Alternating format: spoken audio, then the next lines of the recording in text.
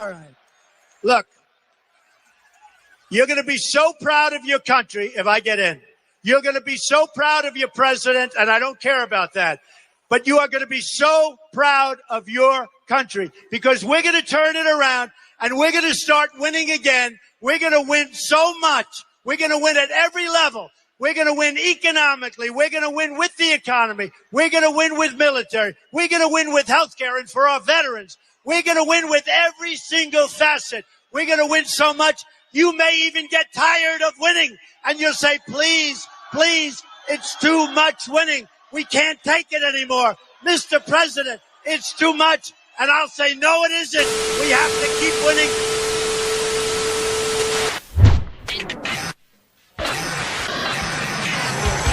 Hey, Ryan, why don't you pull up Amazon's margins real quick? Well, yeah, I'd have more of a grin on my face than Stephen Hawking on Epstein's Island. I'm off as a smug cock when he said that. Wow, fiscal philosophy, you're not very smart at all. You screw up, cash flow kings.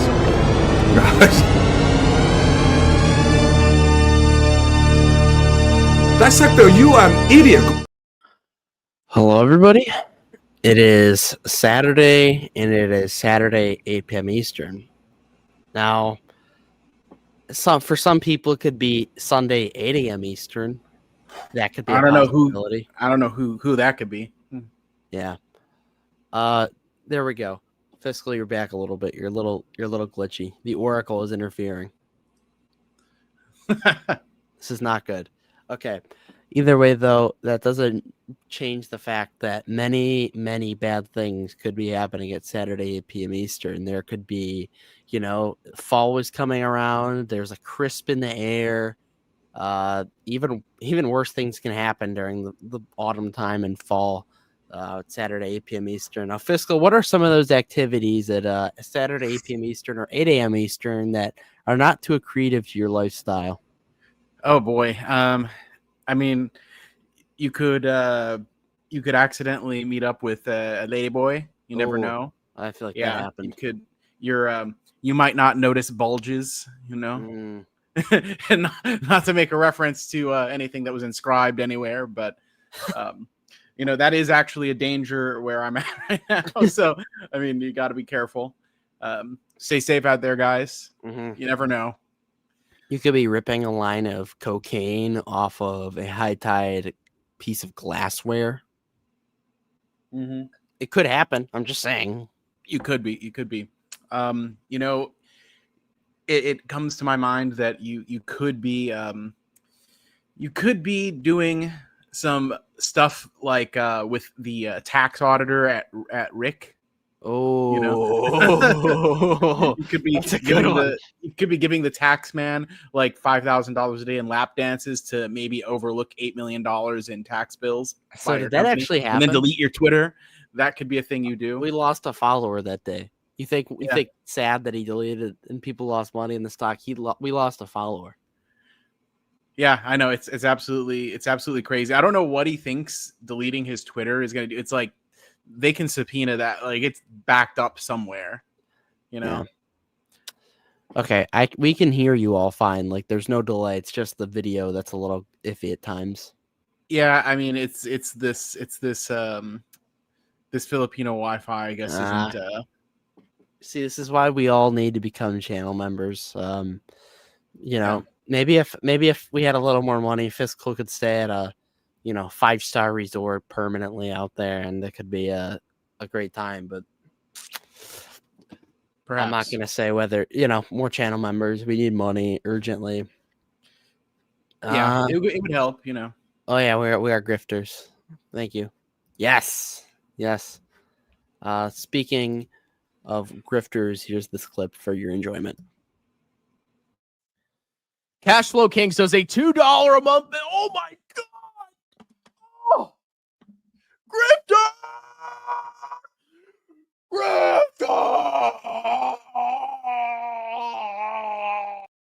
He broke the sound barrier. I can't believe it. Yeah, his mic couldn't even pick it up. That's how crazy it was. Sometimes, you have Lockheed Martin jets that break the sound barrier. Sometimes it's our accountant. Yeah, strongman's lungs are just too powerful. If you know, you know. Yeah. With that, speaking of lungs being powerful, this week you had to have very powerful lungs because of too much winning. At one point, there was a lot of winning. At one point, there was not a lot of winning. And then there was a lot of winning. It's none other than Blake Downer, who, of course, we have on pretty much after every high tide quarter. This one's just, it's a little tradition. This one's just more fun because the stock went up a lot and the stock go down a lot. Yeah, so, usually it goes down right after the earnings report, and this time we didn't really see a whole lot of going down. I mean, honestly, if it keeps going like this, you're going to have to change your name to Blake Upper because your stock's going to be up so much. Oh, I see. Yeah. So the whole reason I got into this is because the business model was so attractive. The deeper I looked into the company, the more I found out why the business model was so attractive. It's Raj. This is the house that Raj built. He started with 2 employees and 50 grand in Canadian dollars, not even American dollars, 50 grand in Canadian dollars, and 1 storefront. And he originally started with this import export. He was bringing in jewelry, and then he discovered glassware. Hey, the margins on this glassware are fantastic. I should take it back to Canada. And he took it back to Canada, and he made fantastic turnover on that, really quick rate. So he did it again, did it 2 or 3 times, opened a store. Once he opened the store, the ball got rolling. He became a retailer. He shifted from being an importer-exporter to being a retailer. And that was in 2009. And then he spent the last, 16 years or something focusing on retail. And now he's finally back into import-export. He's finally back into his original roots. I feel like when a CEO adopts a new segment, you always have to have questions like, are they going to run this just as well as they ran the old segment? Because it's a new aspect of the business. And I have extreme confidence that this is going to be like riding a bicycle for him. He's just going to hop right back into it. One of the benefits of this Romexian deal is, in order for Canna Cabana to grow its revenue, they have to open new stores, right? And we've established through looking at the numbers and for years now, the rate that they can open new stores is very attractive, right? The last year they opened up, depending if you look at the calendar year or the fiscal year, they opened up over 17 or 18% new stores. So that's an attractive rate. If they keep on opening up new stores around 17 or 18% forever, I'll be a happy camper. But this Romexian thing, this adds an entire new segment onto that. So over the next year, we're going to see revenue growth that we weren't expecting. That wasn't part of the natural organic growth that we've been used to. We're going to see cash flow go up pretty significantly. One of the things that I found super bullish out of this earnings call was, for the last several years, I've been saying I think HITI's long-term, very long-term, gross margins are going to be somewhere in the 32 to 34% range. I mean 5 to 10 years from now. I don't mean next year. I mean later, after they crush the competition, after they further establish their brand, all that. I think they'll be able to raise prices a little bit and people will stay with them. Raj announced his target is 30%, which is a little lower than what my target was, but he's probably wanting to guarantee that competitive edge. He wants to guarantee that high foot traffic. He knows his entire business model is centered around that high foot traffic. And if he ever loses that, that's a huge problem. So just because I think 32 to 34 is ideal, and he thinks the sweet spot is around 30, I'm still very happy with that, because currently gross margins are around 26%. So imagine if the company had 4% better cash flow. In addition to whatever their cash flow yield is now and their ability to open up new stores on their relatively low but consistently lumpy but still there positive cash flow, if that gets 4% better, we're in a much better compounding situation. 17 to 18% store growth goes to 20 to 25, somewhere in there, and you can still have attractive cash flows.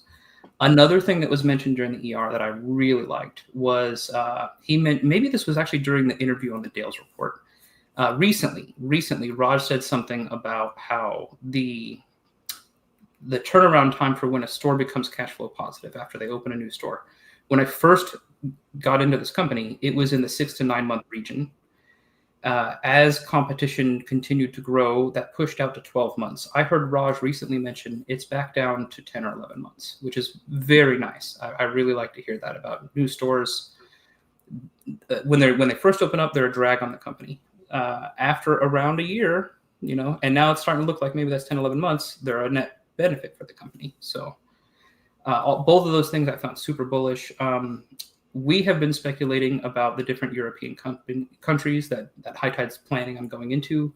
Raj gave us a short list during the earnings call. Yeah, right? Yeah, listen to it. Whoa. Yeah, I watched your guys' video. Awesome. I hope you do that every time, because it's a lot easier for me to listen to it than to read it. I can do something else while I listen to it, like play video games or work on my house or whatever. Which I did both of those things while I listened to it, because I listened to your video twice. So nice. Overall, I'm super happy with what's going on here. The entire reason why I got into HITI in the first place is because it checked all my boxes. And that's a pretty rare occurrence, like attractive business model, shark of a CEO, low, cheap cost of expansion, like Monster Energy has a really cheap cost of expansion. The single most pivotal part of that, though, is that the business model is fundamentally aligned with customers.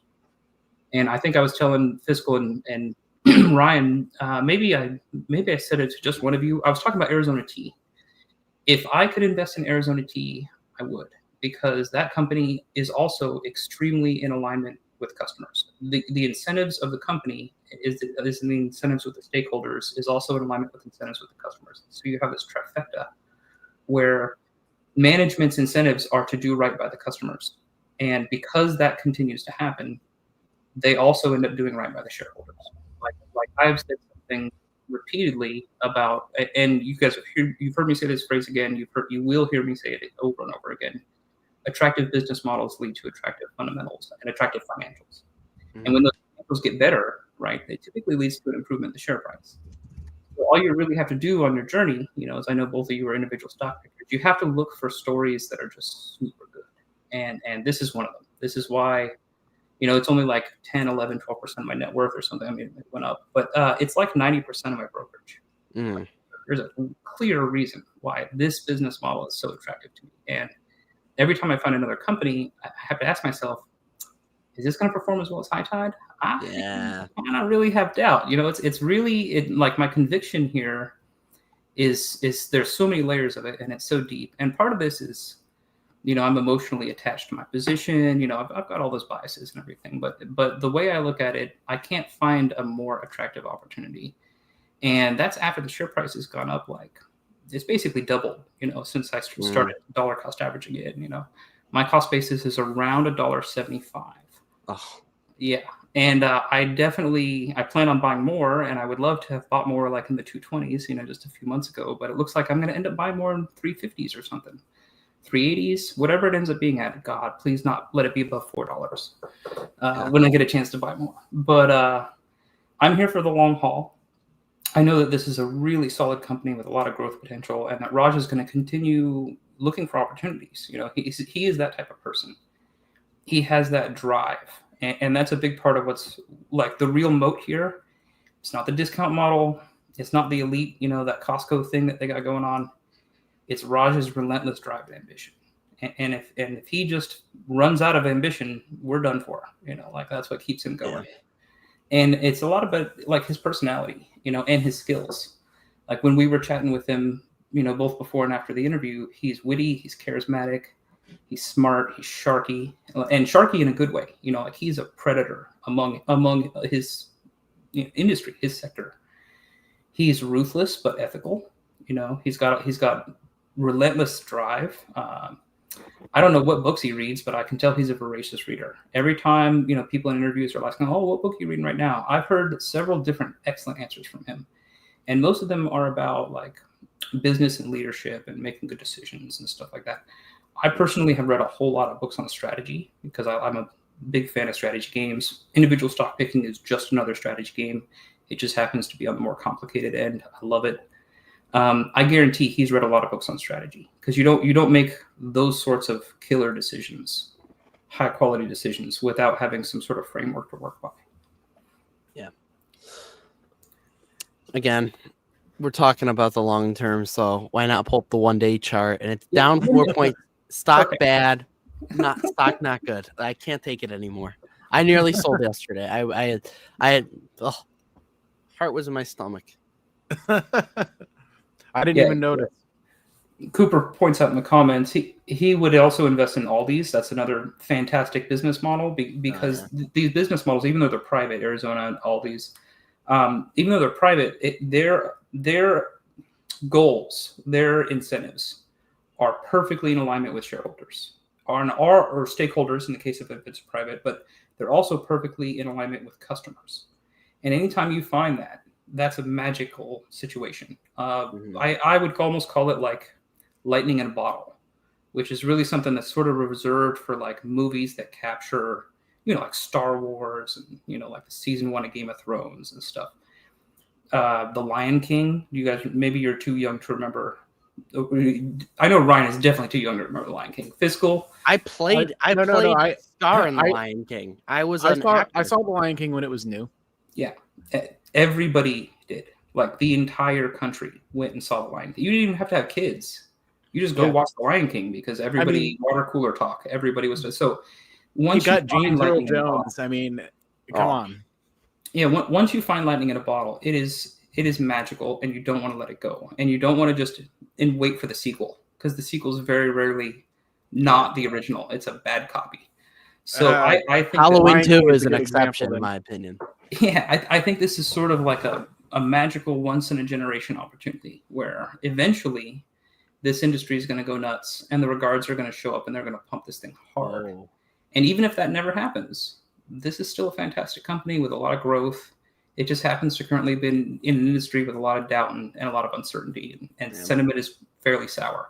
Not as sour as a year ago, right? When I was talking to you guys about this a year ago, sentiment was super sour.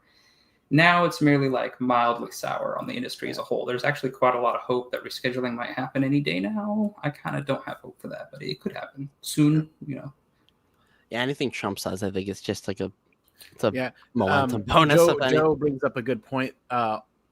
Aldi is stripped down in a good way. Yeah, they don't.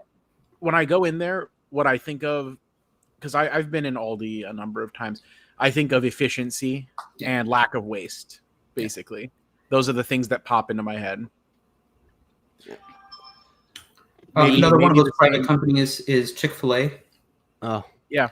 Yeah, they just produce such a high quality product, and their incentive is to continue producing ultra high quality chicken sandwiches. As long as they continue doing that, they're going to maintain the social contract that they have with their customers. And same with HITI. As long as HITI continues offering the best selection at the best prices, they're going to maintain that social contract with their customers. They're going to continue to having the stickiest revenue you've ever seen. Revenue really only goes down because of seasonality.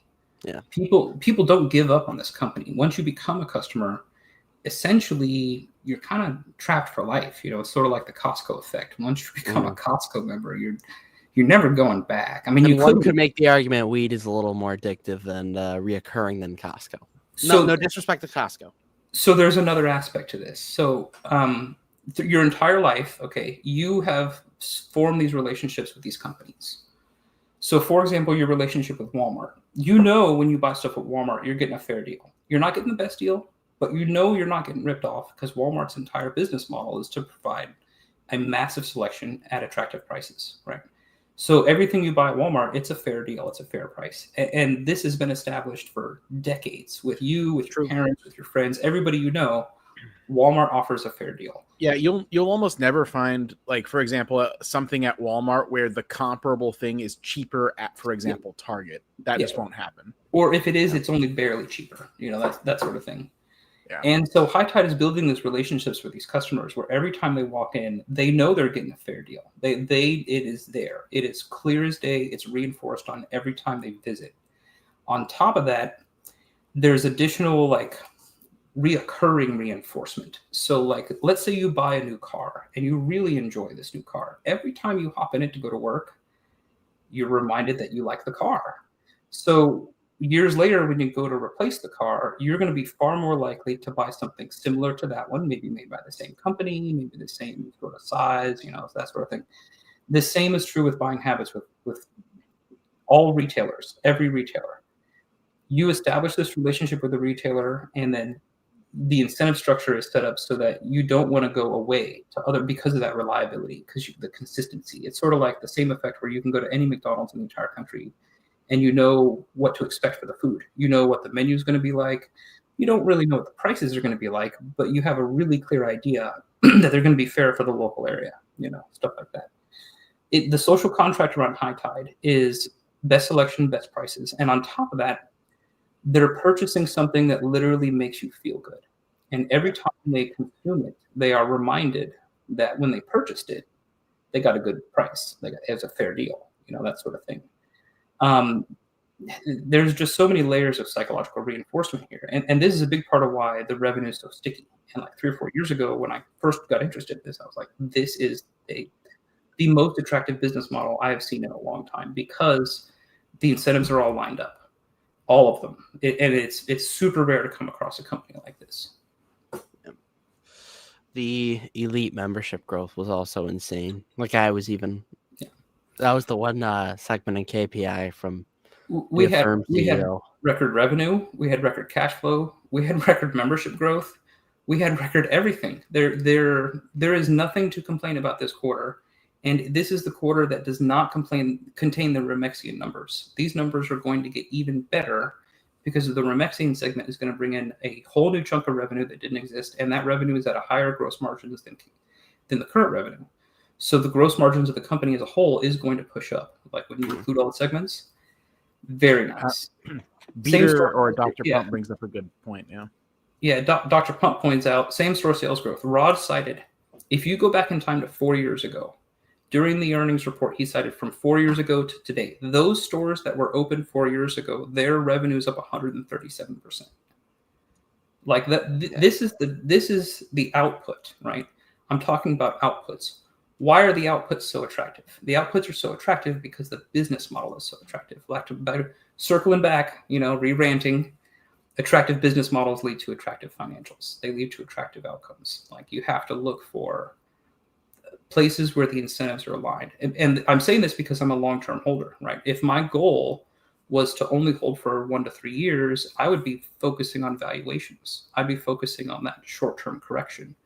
I'd not be focusing on getting into a long-term compounder and holding on for dear life, right? Because that's my current plan, is buy this, wait. Eventually the regards will show up and it will be a mistake to sell. And that's when I will sell. So it'll be a mistake to not sell. Yeah. For your information, Dr. Pump actually, I think out of everyone in my Discord, except for maybe you, because I don't know your exact position size. I think Dr. Pump has the most high tide of anybody that I know. I think King for a Day has the most, quite a lot. I don't want to cite a number, but it's several 100,000 shares. Okay, Dr. Pump. What's your position worth now, if you don't mind sharing, Dr. Pump? It was 175K, but before the big run up. Oh. So yeah. Oh, so he's real happy. He's doing very well. Yeah. He likes to remind, because there's some people in my Discord that aren't as into high tide, and he likes to 50,000. Did you sell? Did he sell some? Or is that the share count? 50,000. Oh. Yeah.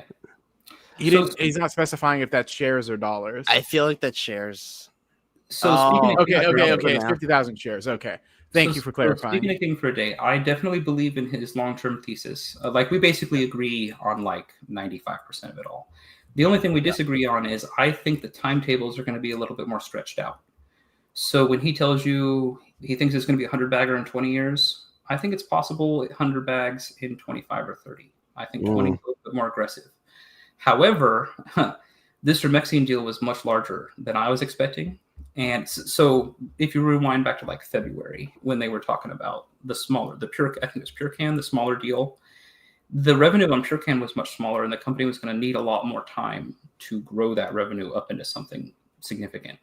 The Romexian deal, Romexian's already very significant revenue. And so they're basically starting like several steps ahead on this sprint.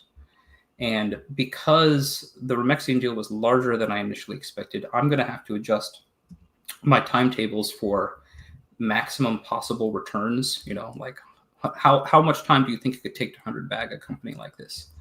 And I'm probably going to have to adjust it closer down toward King for a Day's estimate of about 20 years. If everything continues to go right, if the company continues to fire on all cylinders, the compound rate on it could be very attractive. And that was another reason that I was brought in. But I wanted to mention that this Romexian deal absolutely improves the long-term compounding of this company. Yeah. I heard a rumor. It's just a rumor that Sundial is selling shares. Do you know if there's any truth to that?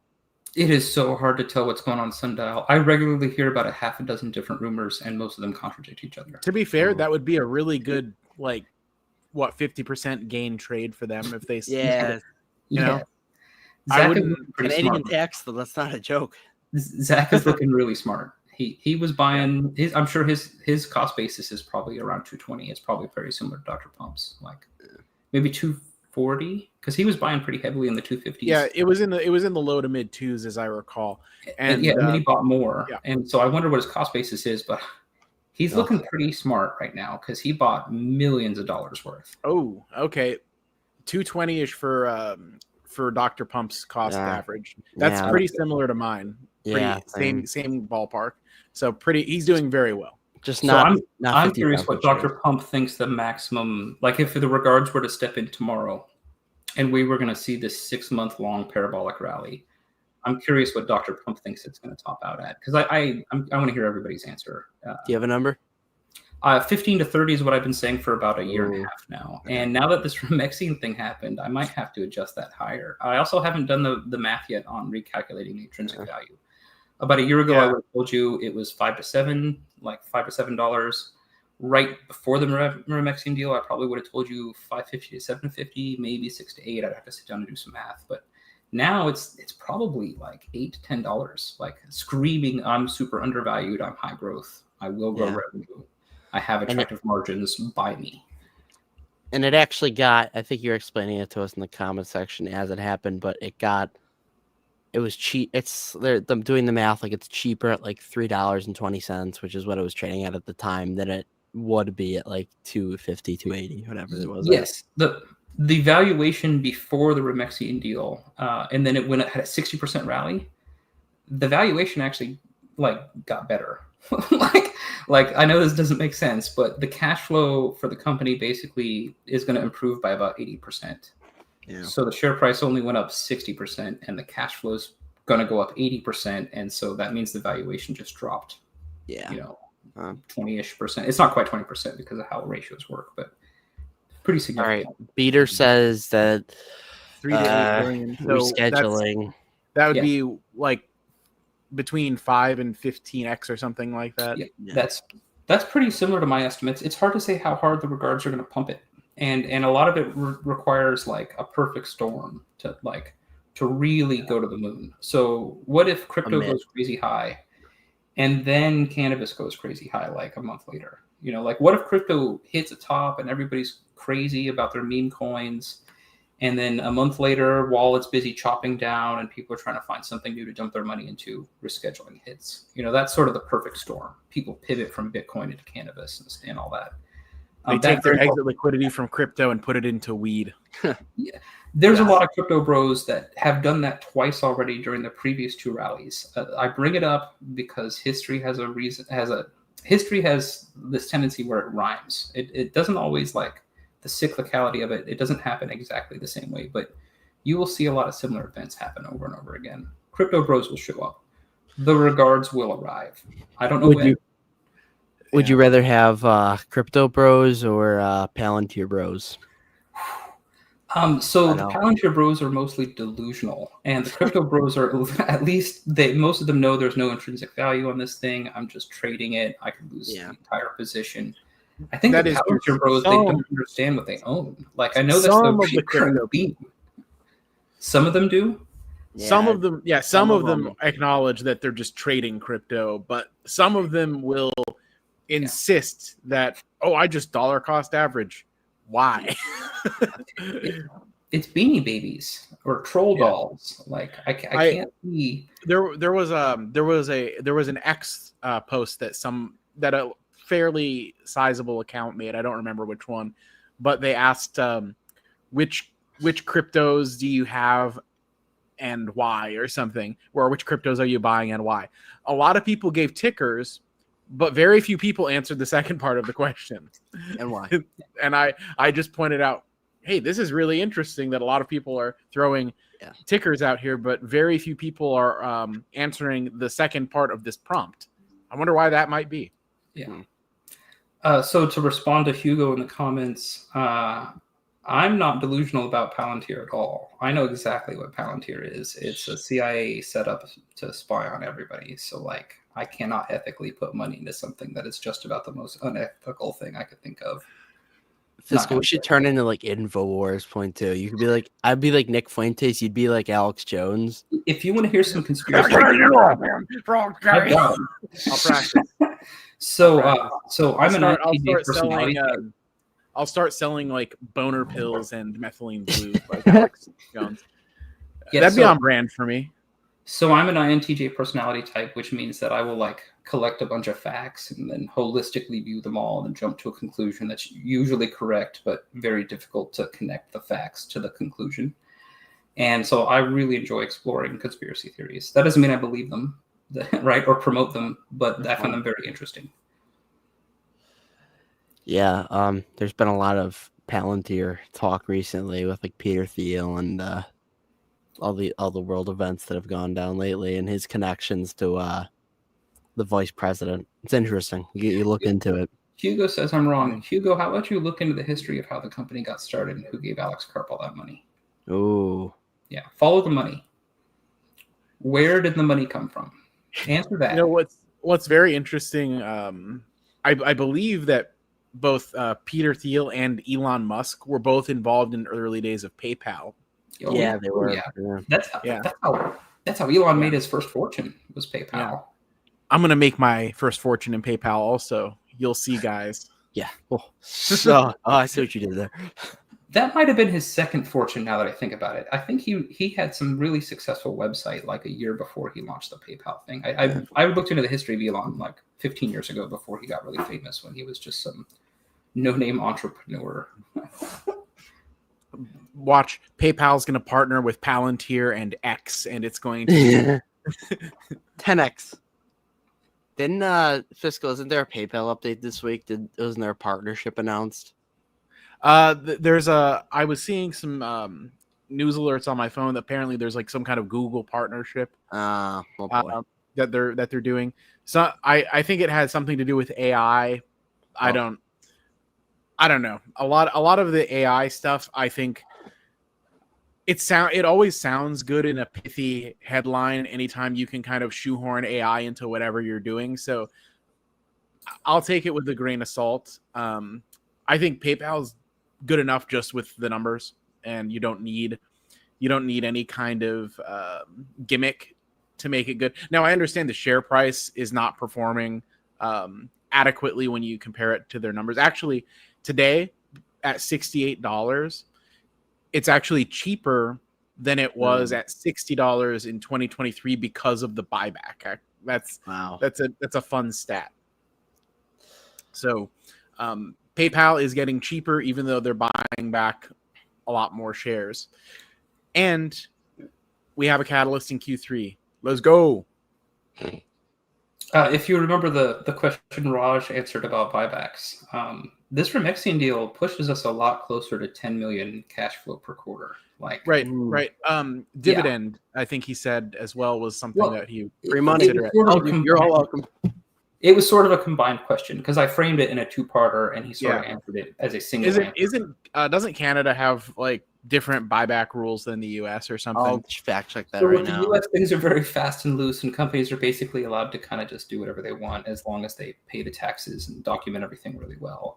The rest of the world, buybacks are kind of frowned upon in general, especially if you get over to like Europe and stuff.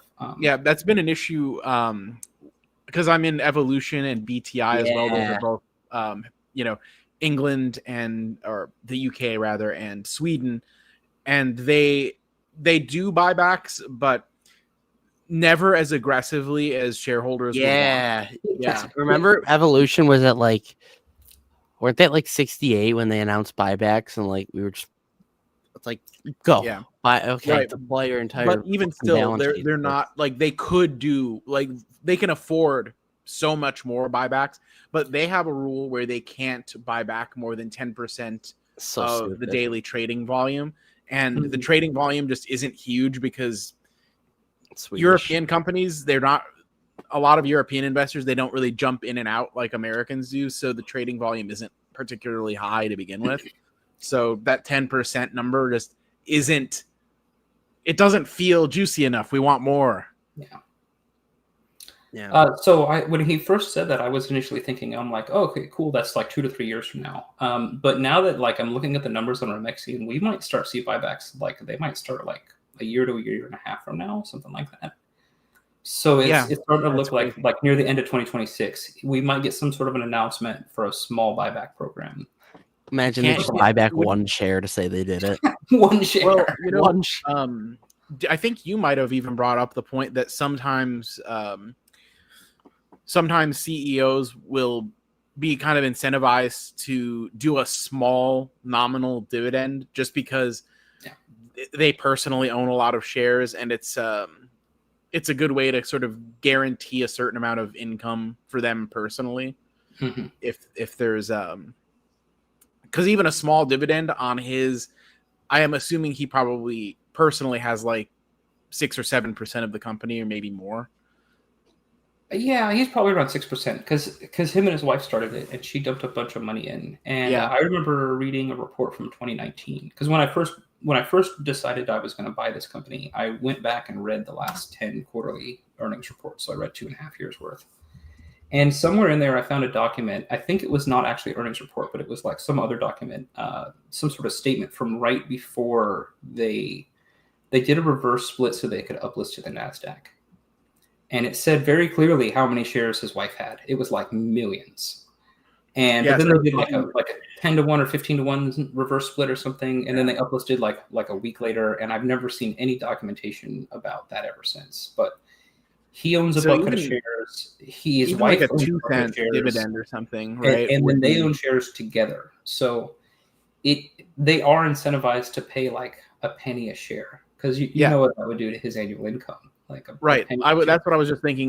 Doing the math, even a couple cents a share would be a massive amount. That would probably cover their household, and he wouldn't necessarily even need to worry about his salary or anything going up at that point.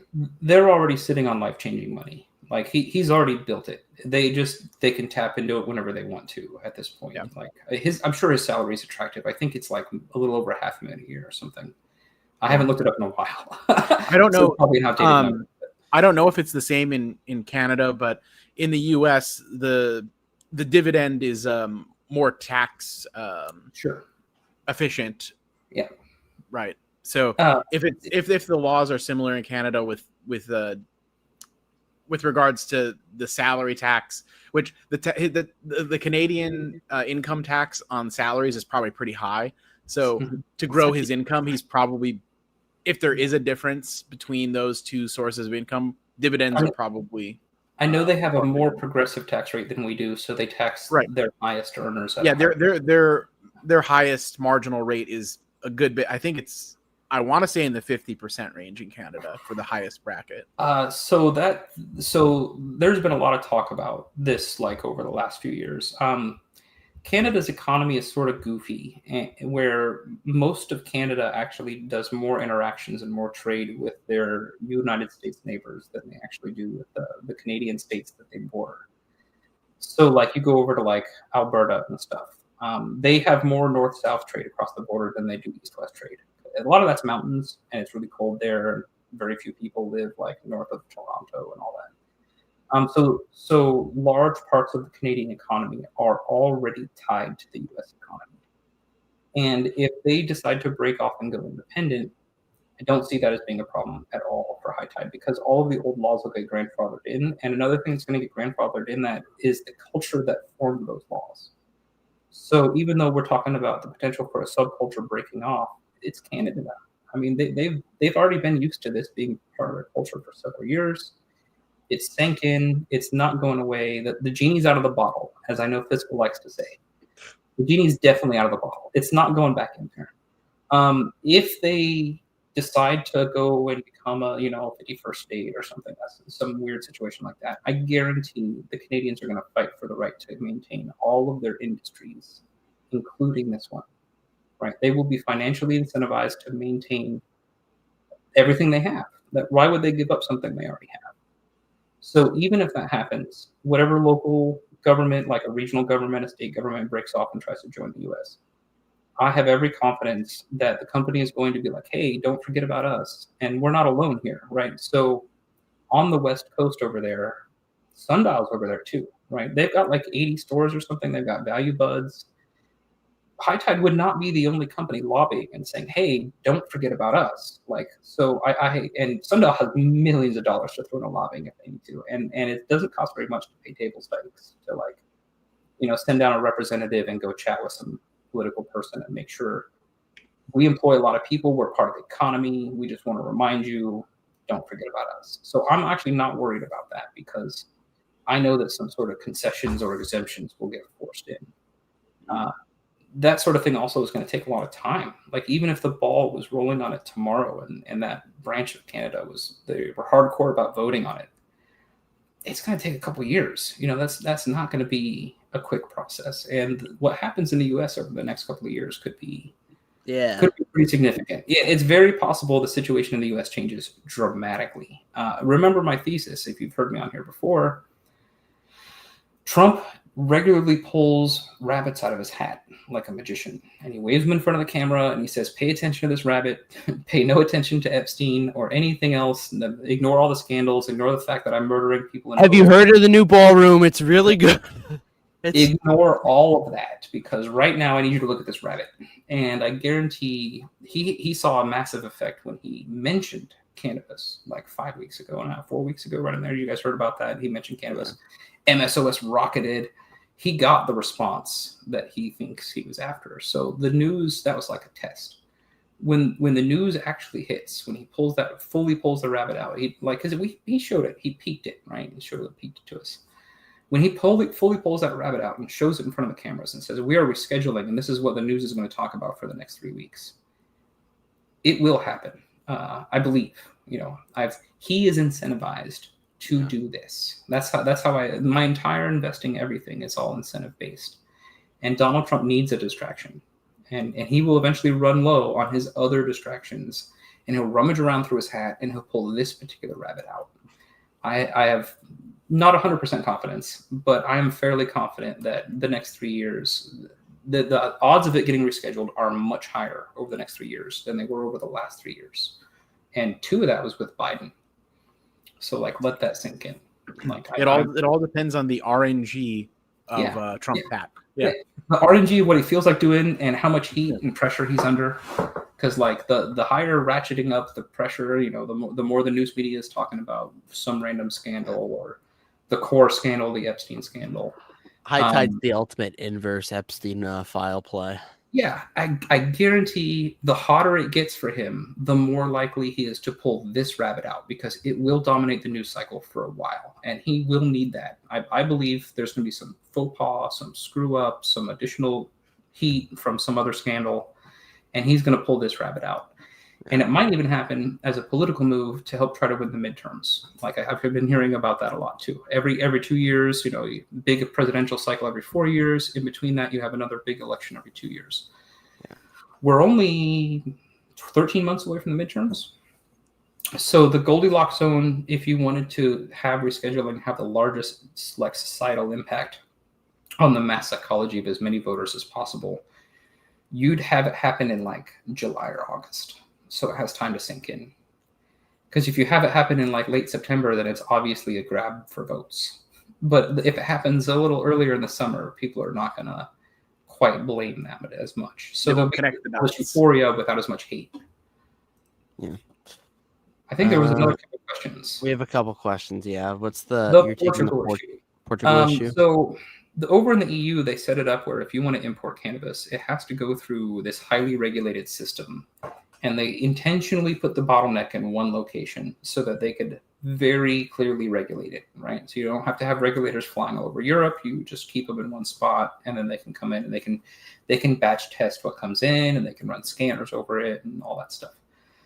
So it makes sense from the EU's perspective to force an intentional bottleneck, and then to highly regulate it and measure stuff. You know, that's where you're going to measure everything. How are you going to tax everything unless you measure it? So you need to know how much weight's happening. You need to know the quality of what they're bringing in, stuff like that, the claimed value. So you can do a tax assessment for tariffs and everything. I am not that worried about the Portugal bottleneck, because every time anybody brings it up, I repeatedly hear it's not going to be a problem. And I've only been hearing about this more recently, like the last month or so. Oh, there's a bottleneck in Portugal. Things have slowed down. What I'm really hearing, like the read between the lines of all this news about the Portugal, they're backed up because volume is too high. Because they don't have enough people on the ground checking things and measuring stuff and taking samples. They're just backed up because volume is so high. That's a very solvable demand problem, where you have too much demand, not enough supply. You hire a few more people, you train them up, problem solved. I don't know how quickly that problem is going to get fixed. I'm not super sharp on that. I have heard repeatedly people bring it up and they're like, yeah, we think it'll get solved soon. Raj even said, we think it'll get solved soon. So it's not like a blockage. It's just a slowdown where they send stuff over to Europe and they expect it to get to stores like maybe 3 weeks after it arrives in Europe, and it's more like 6 or 8 or something. It is significant enough of a delay to complain about and to ask the CEO about.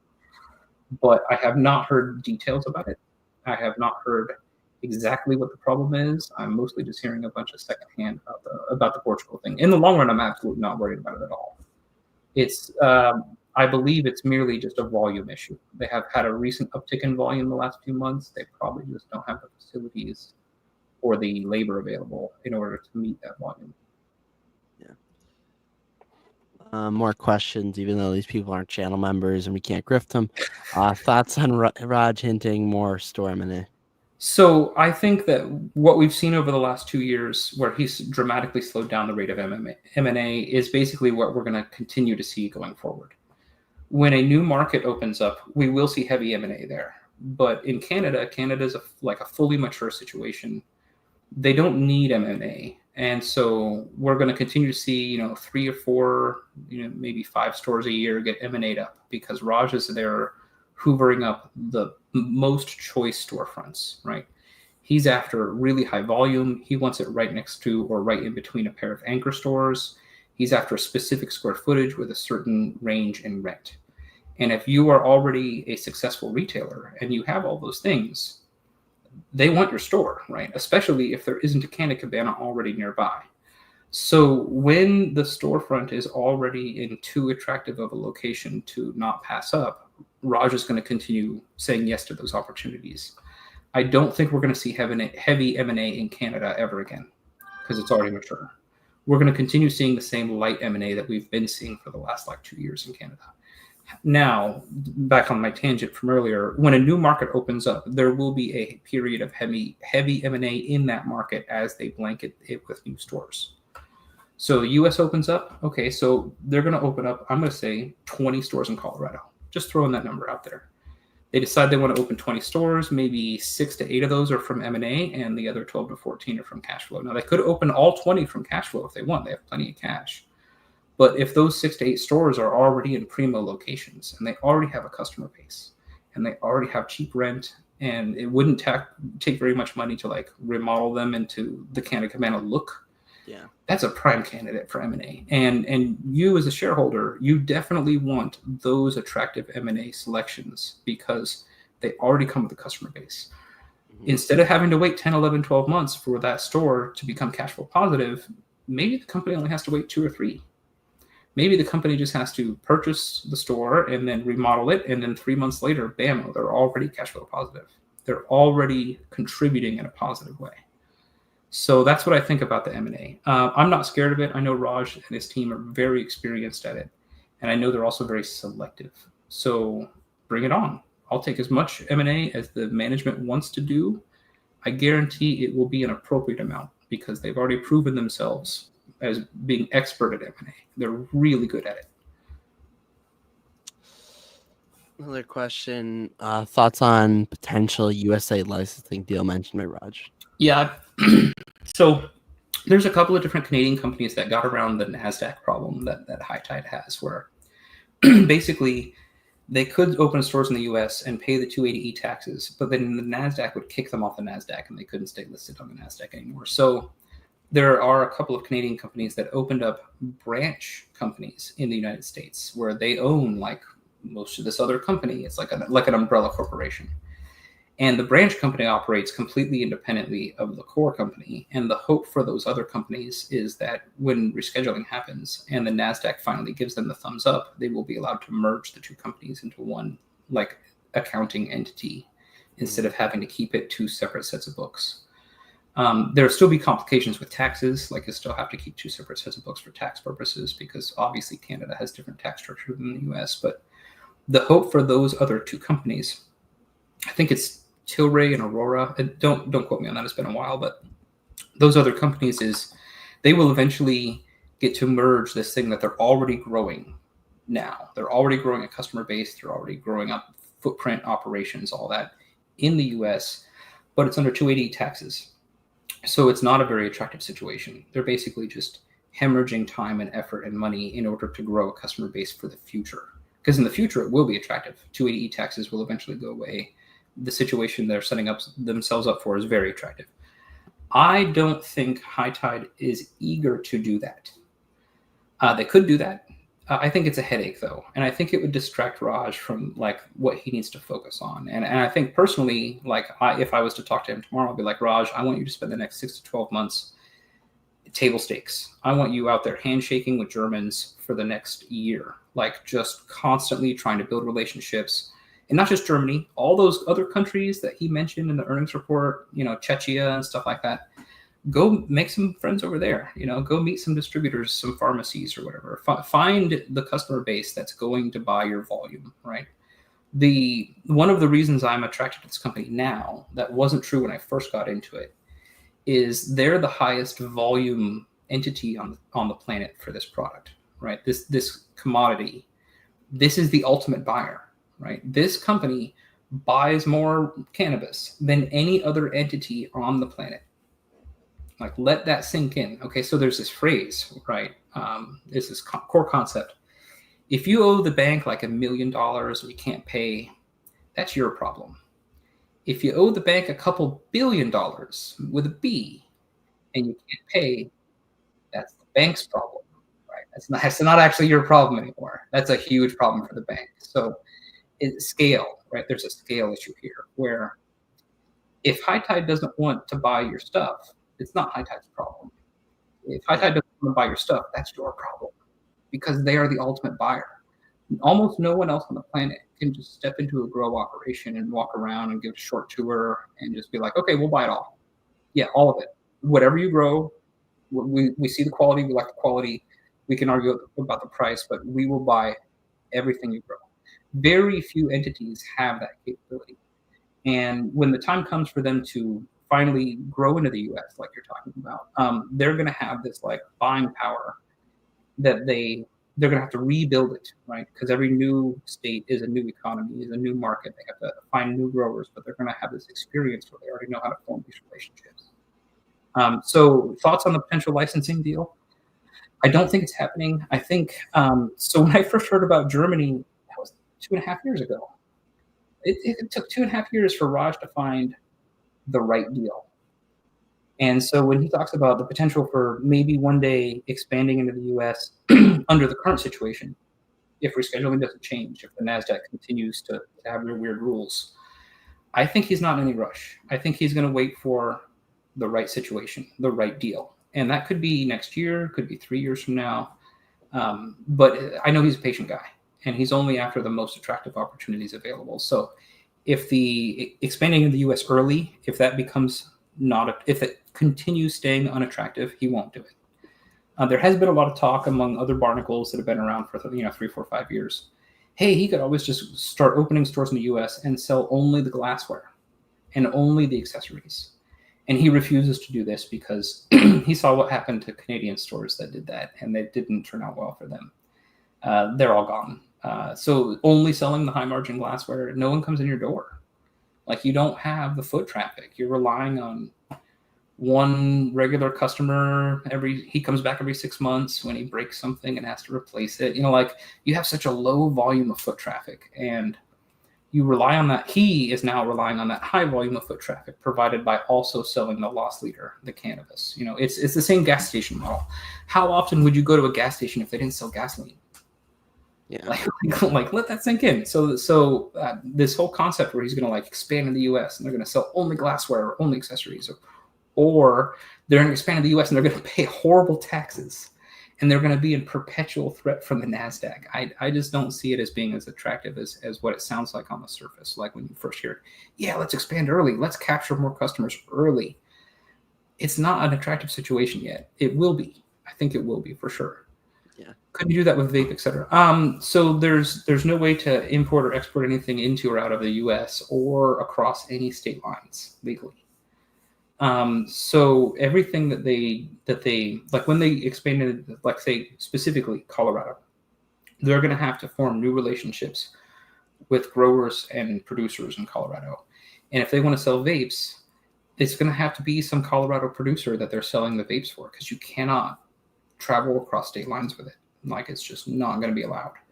And that could be true for 30 or 40 years. Like, I just want to emphasize this. Like, a lot of people don't realize nowadays we can just cross state lines with alcohol. 100 years ago, couldn't exactly do that. Like, then laws change, right? So it could be a couple decades after rescheduling, after federal laws change, before individual states change their laws to the point where you can easily travel like across the country with it for multiple states and stuff like that. It's very complicated, and I don't expect it to get uncomplicated quickly.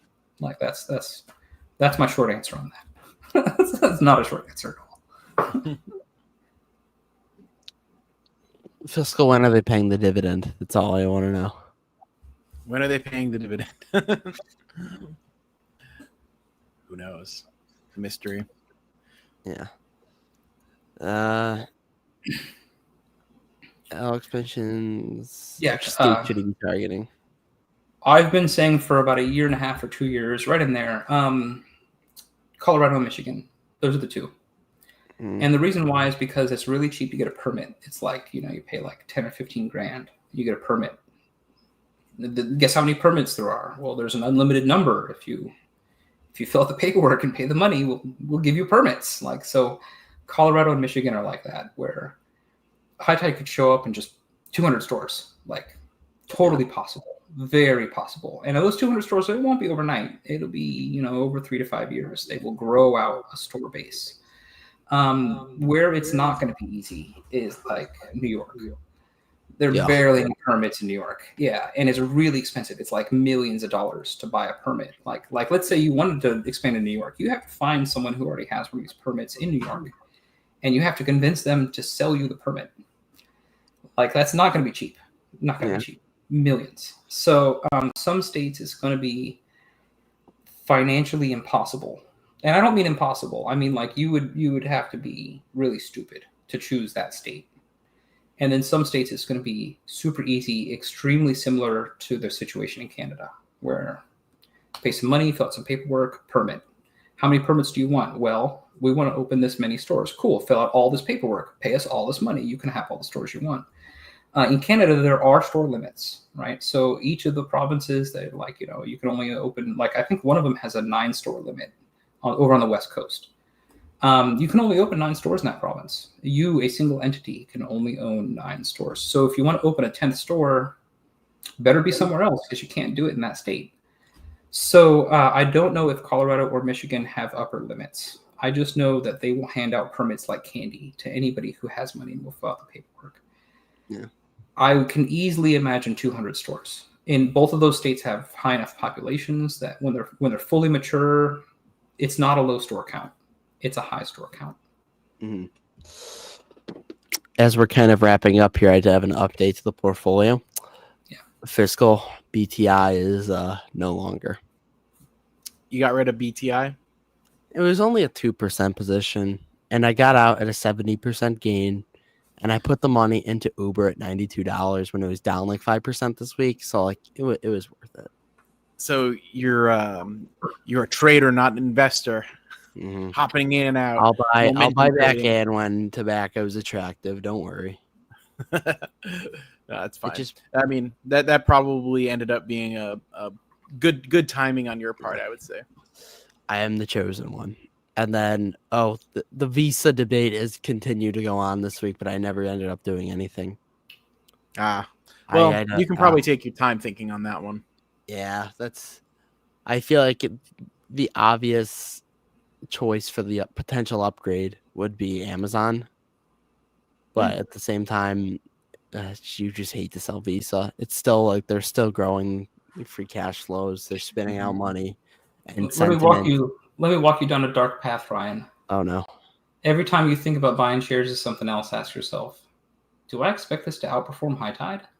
Yeah, I know. Or that's a dark path. I know. I was going to mention that earlier.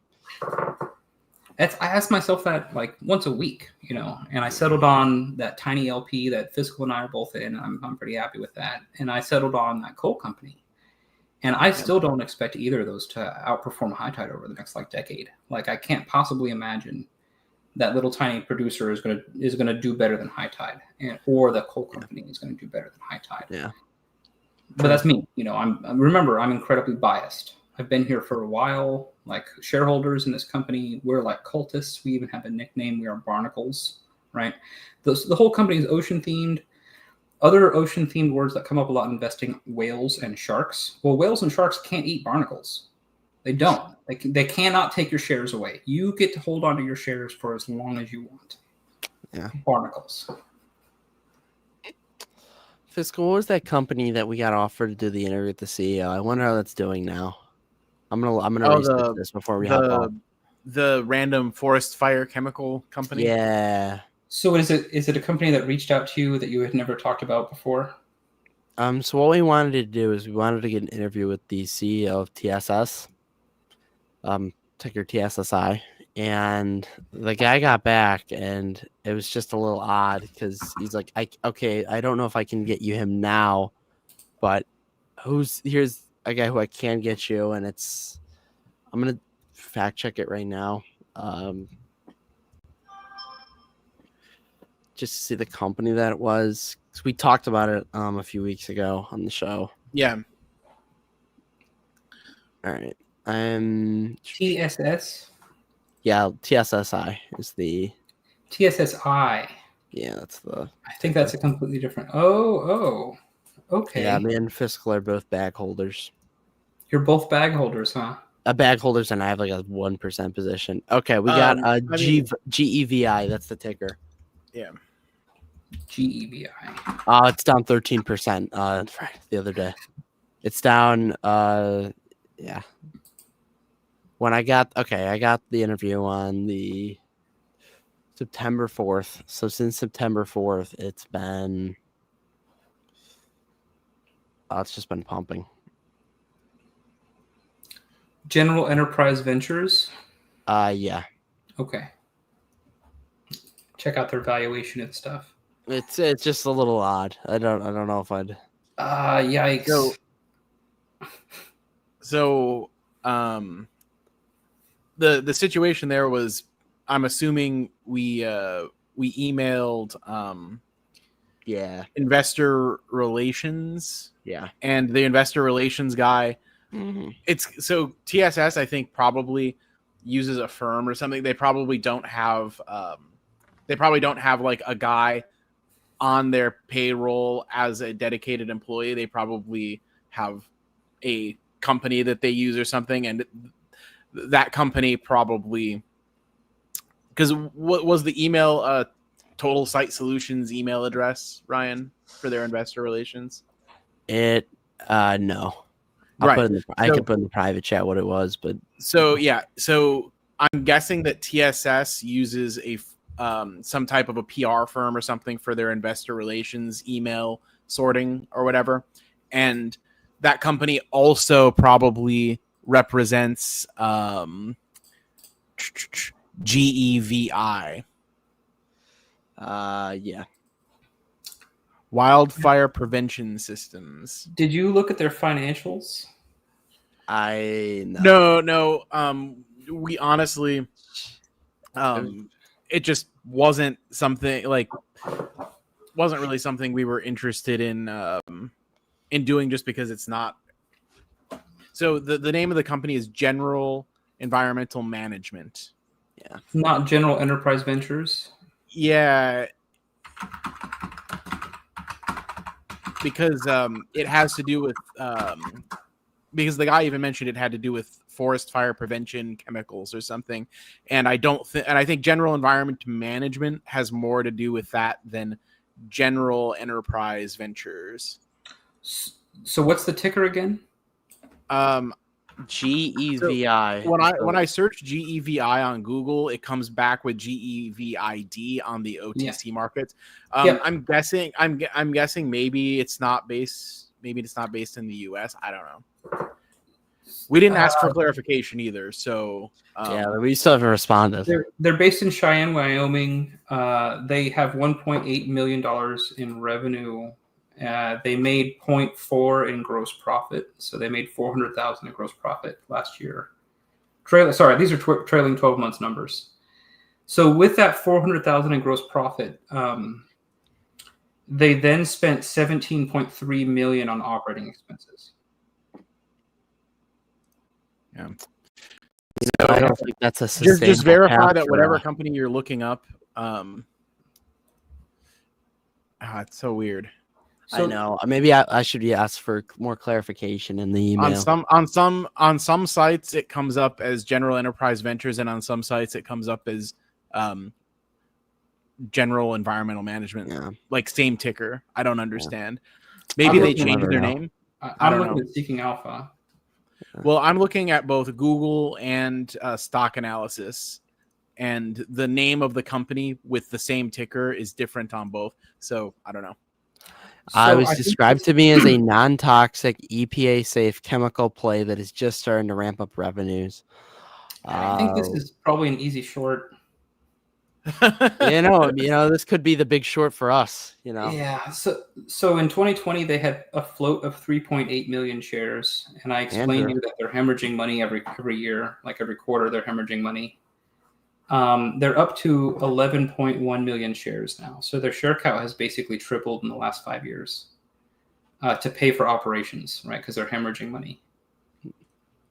That's no good. Tesla shareholders are claiming Uber's dead. Right. Let me look at their cash flows. Yeah. Definitely. I don't know if it's going to outperform high tide, if you want to ask that. I don't know. So they have really strong cash flow from financing. So I will be in Canada next weekend. I'm not sharing where, but it's pretty easy to guess.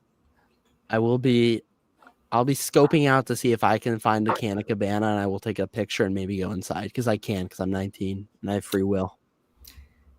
Yeah, I won't buy anything. I'll shake their hand and give them a tip. GVI company you were just having me look at, that looks like an easy short. Okay. Andrew Marshall, I have a treat for you. The only thing easier is if they would have negative gross margins. They at least have like a gross margin of around 20% or so. Boring. If they grow revenue, that's really good. But they're going to have to grow just to overcome their operating expenses. 11,200 traded per day is the average volume. So they only have a gross profit of 400,000. Yeah. And their operating expenses is 17.3 million last year. Trailing 12 months, 17.3 million. Their revenue doesn't just have to go up a little. Like it has to go up like 50. Yeah, and I don't know, like it could be, and this could be one of those things where, hey, maybe there's like a rumor that they have a big like government contract in the pipeline or something. For sure. And if that hits, it's like a binary play. If that hits, then moon. If it doesn't, then bleed. I don't know anything about the company. I'm just looking over just their financials. Maybe we can pump it, Fiscal. That's the real pump. We've already done it once with the high tide. None of us sold, unfortunately, because taxes and the SEC, morals, and all that stuff, ethics, whatever that is. Cabo's asking about SLQT. Never heard of it. I've never heard of it. What channel members get? No, SLQT. Select Quote. Oh. Well, at least they have. Oh, is that the life insurance company Select Quote? At least they have positive operating income. I'm going to remove myself from the stage real quick. You guys talk about SLQT. I'll be back in a minute. Let's see. I don't know anything about them. Let me read a company summary real quick. Yeah. Operates direct consumer insurance policies and healthcare services. Yeah. So because I used to see their life insurance policies on TV in the 90s. They were directed mostly at elderly people. Yeah. Or people outside of like whatever the prime zone is. They want to catch you when you're like between 26 and 40, basically, if they can, for term life. But obviously, if you're advertising on television commercials during the day, retirees are probably a big portion of your target audience. Then senior healthcare services and life. I don't know much about the business itself, just that it's an insurance company. But as far as like how they do financially, if they're profitable, etc., I don't know. Honestly, with something like insurance, I'm probably only getting in on if I can borrow some conviction from somebody I trust, and I don't know anybody. I know an insurance ticker for you, Fiscal. Oh, I think we had a top Progressive. I'm not in it. I just don't understand PGR. insurance. Yeah, I've been thinking about PGR if it doesn't moon before I get the money. So I'm not going to be interested in this company, and I can already tell why, is because they sell a product that requires advertising to generate sales, and I avoid that. Like that's on my list of like checks all my boxes. That's the opposite of a box I want to get checked. I don't want to ever have to invest in a company that requires massive R&D or massive advertising. Because and what was the first thing I said? I remember their TV commercials from the 90s. Yeah. If that's the number one thing that comes to my mind with any company, then it probably means that is a big part of their plan. And the entire industry is off limits for me because they have to advertise. So I'm not interested. Done. If you notice, I picked out a coal miner and a retailer that does not advertise, and then that LP that doesn't need to advertise because it makes sales off of its reputation alone. Indeed. Yeah. That's very true. I've never seen a TV commercial for a coking coal company. Yeah. Why need to spend money on advertising? Your customers are going to buy your product because of what it does. It's that simple.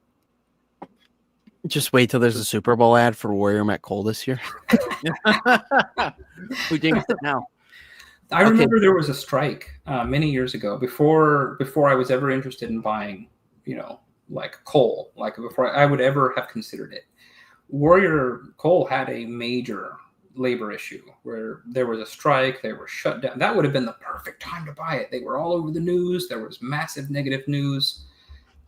This was 2018, something like that.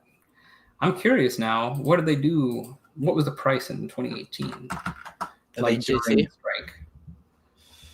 In 2018, the price of Warrior Met Coal stock was it bottomed at like $25.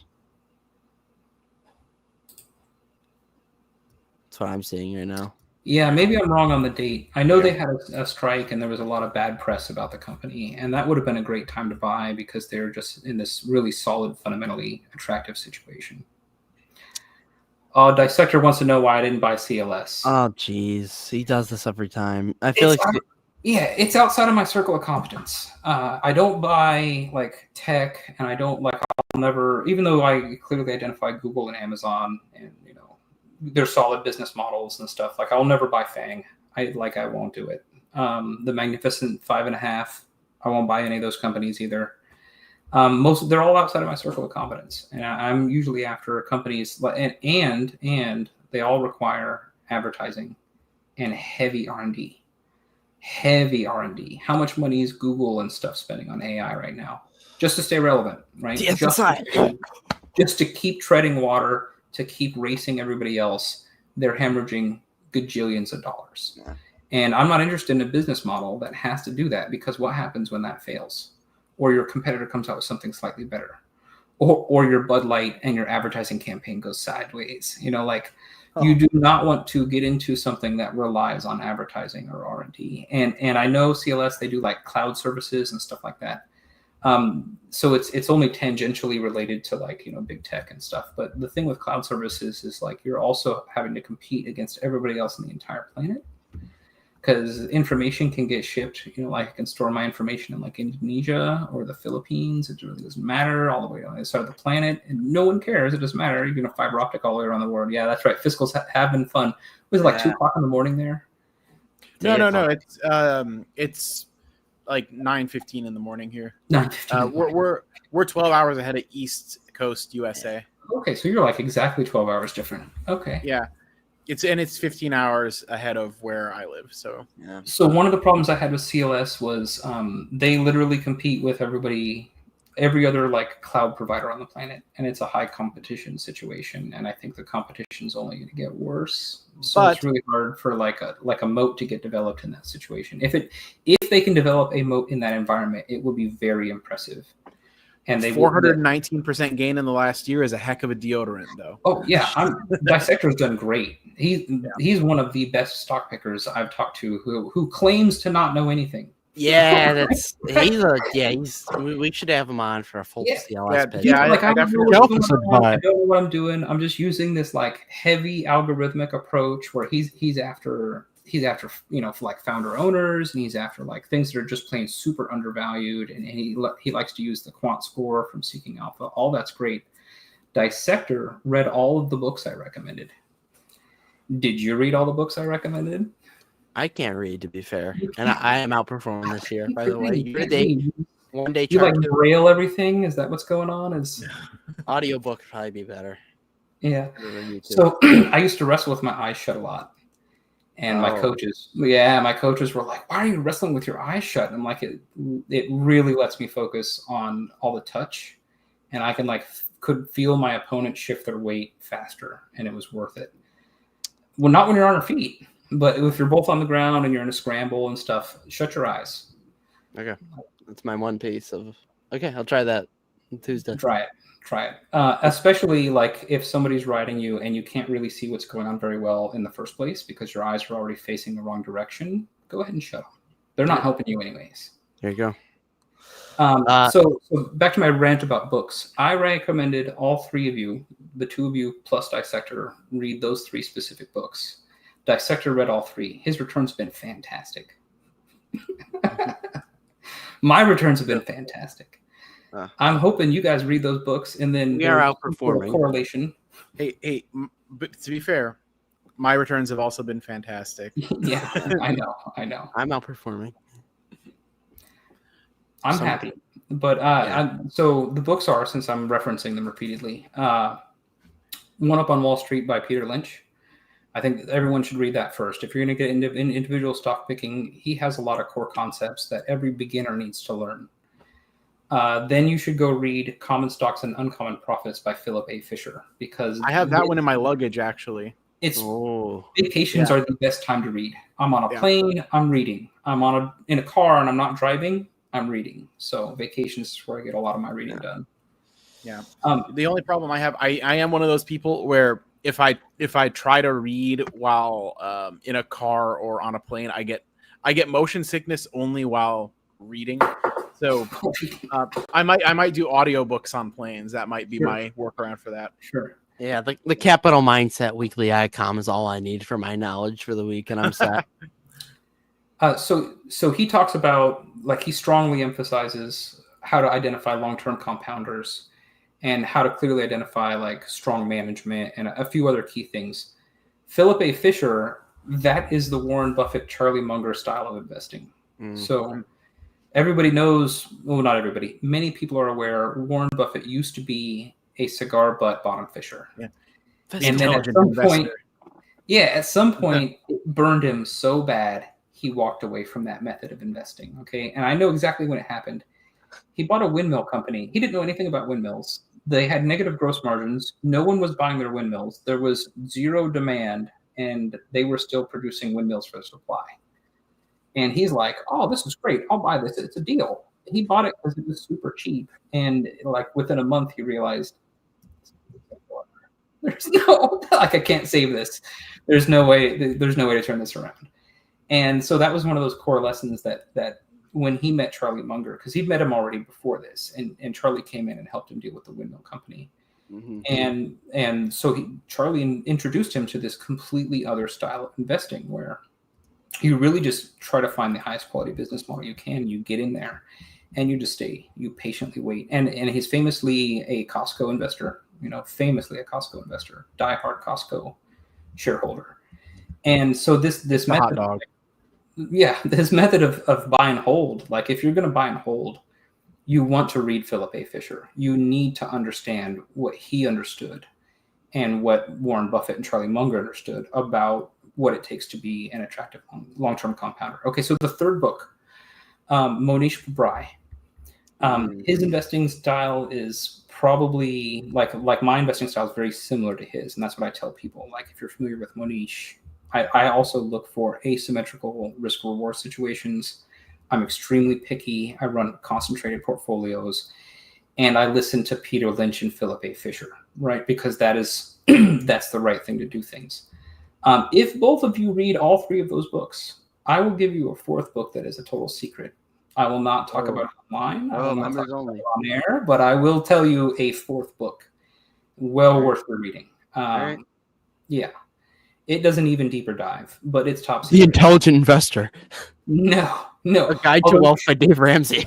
You should read chapter 8 of The Intelligent Investor, and I think it's chapter 20 is the other one. Those are the two best chapters. One of them is about Mr. Market and how he's crazy. He's this completely irrational coworker. He shows up every day. He knocks on your door. He walks in your room, and he says, I want to buy you out of the company, and today I want to buy it for this. And then the next day he shows up and he wants a different price, and a week later it's a different price. And every once in a while he will show up and he will give you a price that is so irrational it is incorrect to not take him up on the offer.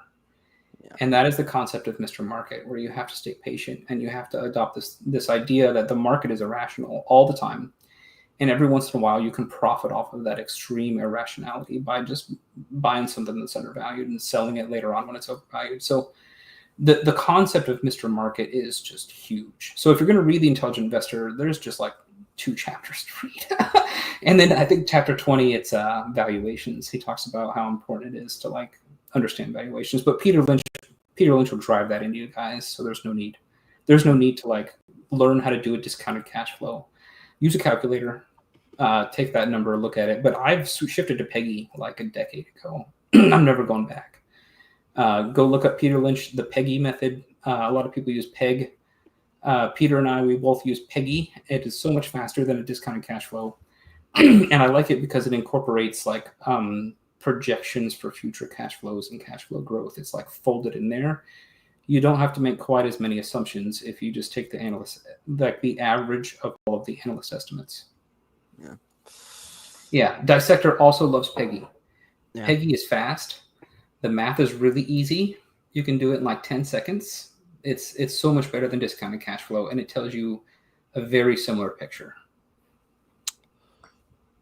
All right. We are at the 1 hour, 30-minute mark now, pretty much.